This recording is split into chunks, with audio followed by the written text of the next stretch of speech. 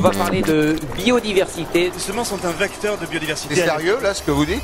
C'est le paradis pour les abeilles. Il faut arrêter de parler de l'agriculture française, mais des agricultures françaises. L'agriculture a-t-elle encore un avenir en France? Et on a plutôt changé de point de vue. La France n'est jamais aussi belle que quand on la cultive. Agricole, l'appel pour l'avenir de l'agriculture.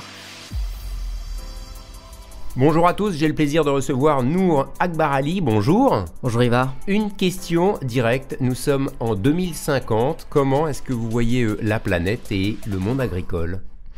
En 2050, nous sommes 10 milliards à manger. Et heureusement, pour faire face aux défis agricoles et climatiques, on a tous un peu végétalisé notre assiette avec plein de nouveaux produits, plein de nouvelles solutions. Alors justement, retour en 2020 avec les nouveaux affineurs. Ce ne sont pas des fromages, mais ça ressemble à des fromages. C'est élaboré avec des végétaux. Avant de parler des produits en eux-mêmes, comment vous est venue l'idée de produire, d'inventer, de fabriquer l'équivalent d'un fromage avec des végétaux?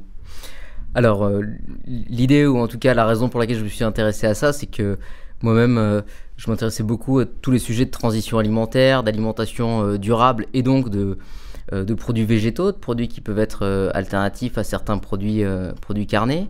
Il y a un peu plus de 2 ans, avant le démarrage des nouveaux affineurs, je regardais un petit peu ce qui se faisait dans l'univers des alternatives au fromage, des alternatives aux produits laitiers, sur lesquels on voit beaucoup de choses se développer.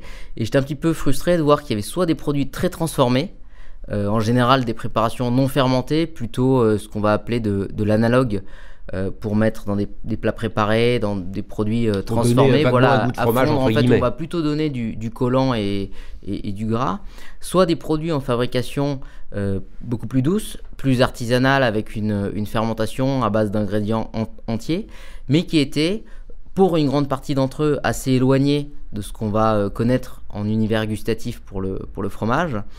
Et je trouvais ça un petit peu dommage que des sociétés ou des individus, par exemple en Allemagne, au Royaume-Uni, aux États-Unis, s'intéressent à ça, mais en France, personne ne prenne vraiment cet angle de se dire on va faire des produits qui sont bons et qui, sans chercher à être une copie exacte d'un fromage ou d'un autre, peuvent être aussi qualitatifs d'un point de vue gustatif. Alors du coup, vous êtes dit, tiens, je vais inventer, essayer de trouver quelque chose qui puisse permettre de fabriquer l'équivalent de fromage avec des végétaux.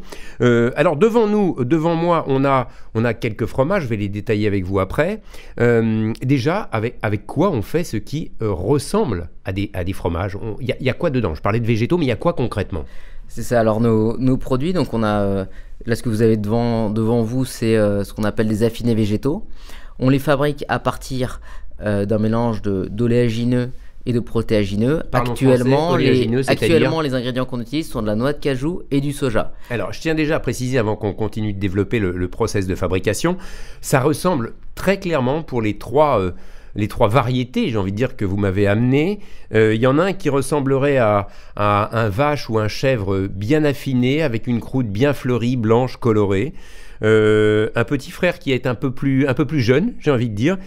Et puis le troisième qui a une couleur un peu plus châtaigne, mais en tout cas à l'œil, et déjà un peu à l'odeur. Ça sent le fromage, ça ressemble au fromage. Rien que ça, c'est déjà étonnant d'arriver avec de la noix de cajou et du soja à fabriquer ce type de fromage. Comment on arrive à cette substance, à cette apparence, à ce qui, encore une fois, je le répète, ressemble à du fromage à l'œil? Alors, il y a un point clé qui est un axe principal de travail pour nous, c'est la partie fermentation. Et tout à l'heure, vous parliez un petit peu de l'émergence de l'idée du côté invention. Moi, je ne suis pas le premier à avoir réfléchi à faire des alternatives au fromage.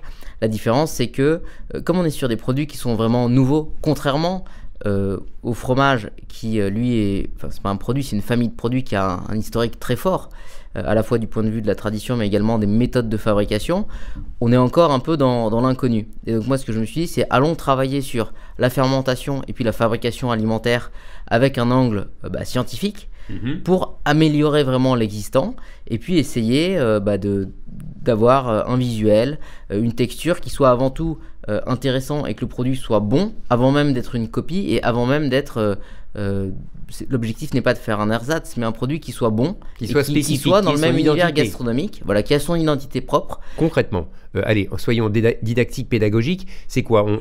On fait de la purée de soja et de noix de cajou, on fait fermenter, ça se fabrique comment? Alors, soyons simples. Ce qu'il y a, en restant simple, c'est que comment à partir de ces matières premières, on fabrique l'équivalent d'une pâte qui va être à ce stade de la fabrication l'équivalent ou l'alternative au cahier laitier qu'aura un fromager. À partir de là, on va utiliser des ferments, différents types de ferments, des bactéries, des levures, des moisissures, pour passer dans une deuxième étape qui, elle, va être une étape de fermentation, d'affinage à proprement parler, qui là va, du point de vue vraiment technique, s'apparenter à l'outil d'affinage que va avoir un fromager, mais où on doit quand même redéfinir toutes les questions d'optimum de croissance, de température, d'humidité, puisqu'on a un procédé qui est différent, avec des matières différentes, une fermentation qui se déroule un peu différemment. Donc si je résume, dans le fromage, on a du lait et des ferments lactiques qui vont se transformer et faire en sorte que le lait va se transformer pour faire du fromage.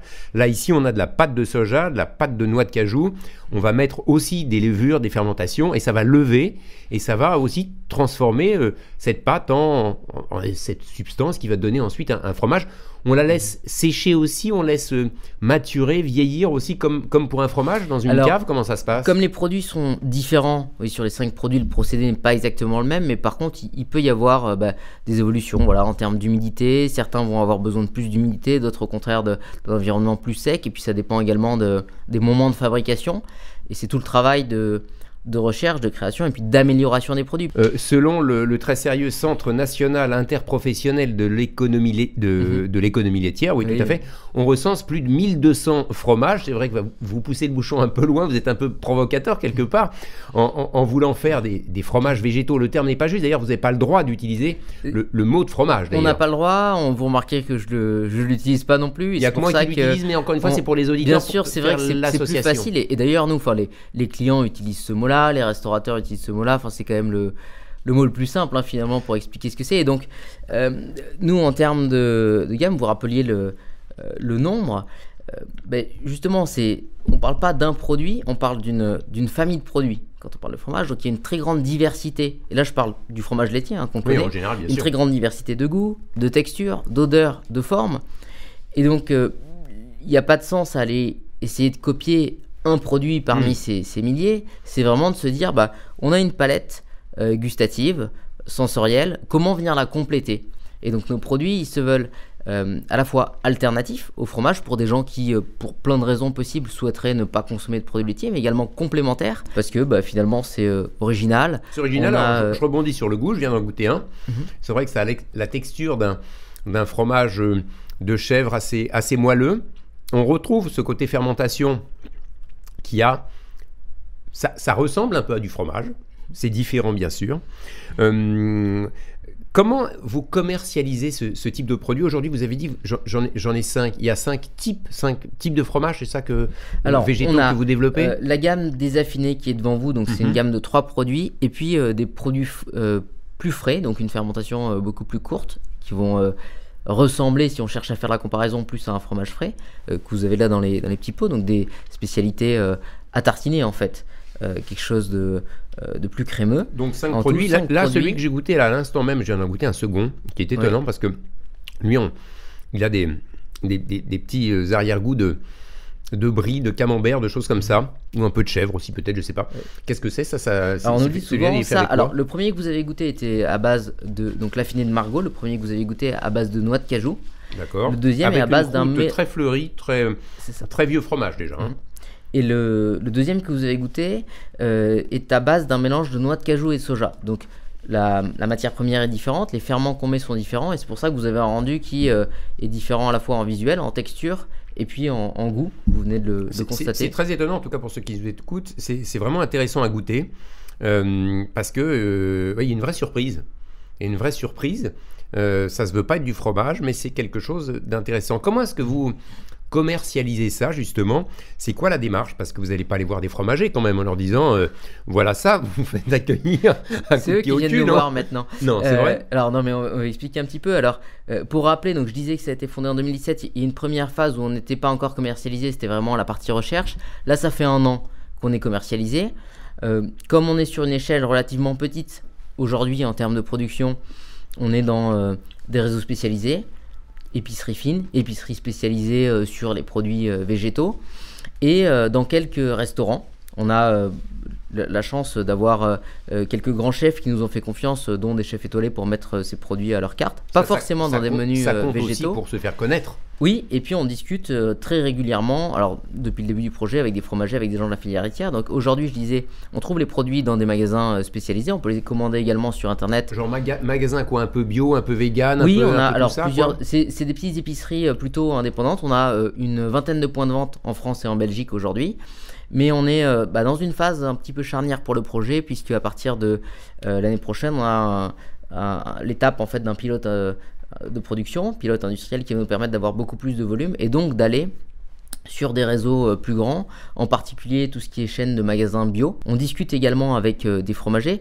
Alors, les fromagers, bon, ils sont très nombreux, ils n'ont pas forcément le même avis sur la question, mais évidemment, ceux qui discutent avec nous sont ouverts et intéressés par ce type de produit. Trouver demain ces produits chez un fromager, ça peut avoir du sens. Peut-être, et ça va être de plus en plus le cas, vous aurez un membre de la famille ou un invité qui ne mange pas de lait, est allergique, et ce sera pratique de trouver tout au même endroit. Ou alors, vous pourriez très bien avoir envie de compléter par un affiné à base de noix de cajou ou un affiné à base de cajou et de soja, qui viendrait diversifier la gamme et puis surprendre vos invités avec...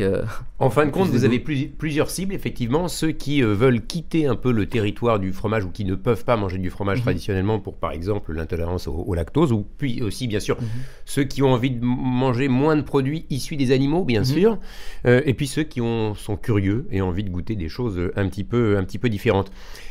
Au niveau du développement, je crois que vous avez travaillé avec l'INRA, avec AgroParisTech, avec des scientifiques, des chercheurs pour développer ces préparations fromagères végétales. Alors au début du projet, en fait, j'ai monté un laboratoire qui est hébergé sur le campus de l'école AgroParisTech à Massy, qui m'a permis de constituer une équipe scientifique et d'avancer sur la partie recherche. Je le disais, on est au début, on a encore beaucoup de choses à faire. La fermentation, c'est un procédé qui est assez doux et qui permet de transformer de façon douce à la fois la texture et à la fois le goût des ingrédients. Donc c'est hyper intéressant en fait pour faire des produits qui sont bons mais sans mettre des additifs, des texturants, des conservateurs. On le précise, vos produits n'ont pas justement de conservateurs, de produits chimiques, de texturants et de tout ce qu'on peut trouver. La liste d'ingrédients est extrêmement courte. Soit on a donc une base en noix de cajou ou en mélange de cajou soja. Les autres ingrédients qu'on utilise, et c'est le cas pour l'ensemble de notre gamme, c'est de l'eau, du sel et des ferments. Les agriculteurs, alors on parlait de soja, puisqu'il y a notamment du soja, il y a aussi de la noix de cajou, on le rappelle, dans ces préparations. Ça vient d'où? Ça vient des États-Unis? Ça vient du bout du monde? Ou ça vient de plus près de chez nous, j'ai envie de dire, pour ces produits végétaux? On a 2 matières premières sur les produits existants. On a du soja qui, lui, est aujourd'hui sourcé totalement en Europe, qui est bio, donc évidemment sans OGM. On a un projet sur le court terme de passer à 100% de soja français, donc il y a une filière qui est assez bien développée dans le sud-ouest, mais pas que. Et les noix de cajou ne poussent pas en Europe, donc on travaille avec des produits qui sont importés. Il est important de préciser deux choses. Alors nous actuellement on travaille avec des productions qui viennent du Vietnam. On travaille uniquement avec des exploitations sur lesquelles le décortiquage des noix de cajou est mécanique et non pas manuel, ce qui assure en fait une protection des travailleurs et qui ne font pas de décortiquage qui peut être douloureux au niveau des mains.